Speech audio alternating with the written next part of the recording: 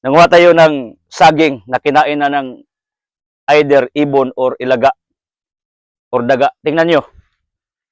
Ito ay native na saging, hindi itong pang derby na saging. Sabihin naman ninyo, reject yan. Maybe some of the fruits reject pero makain tong iba. Kasi dito, ginaginot na to mga bagay na pwedeng daginuton. Kanya naman talaga. So, anong gagawin natin? Ganito. Wow! Pira na naman.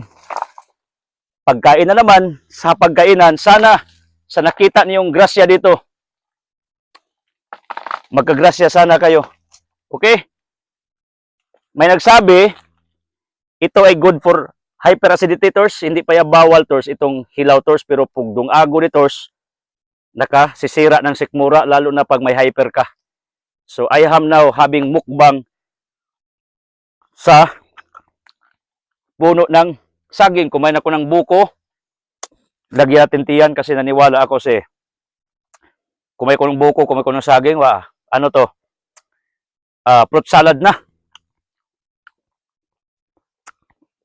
Kain tayo mga kabro. Binhart TV, itong gusto mo, abot mo kasi kahit natin. Sarap.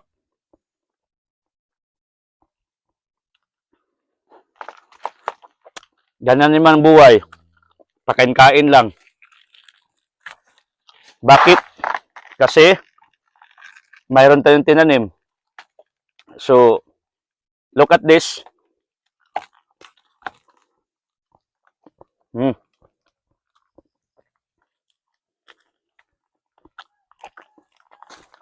Ang sarap. Sana makahanap kayo ng mga grasya sa buhay nyo ngayong taon 2025. Tulad ko, dapat masinop kayo upang asinso talagang buhay nyo. Yan lang ang dapat nyong gawin. So, kunin ko to at ipagdasal ko kayo na sana yung buhay nyo ganito, kasiksik-liglig ng bunga at katamis.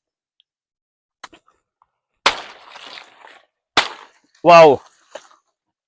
Grasya. Mahinog oh. Okay? God bless you.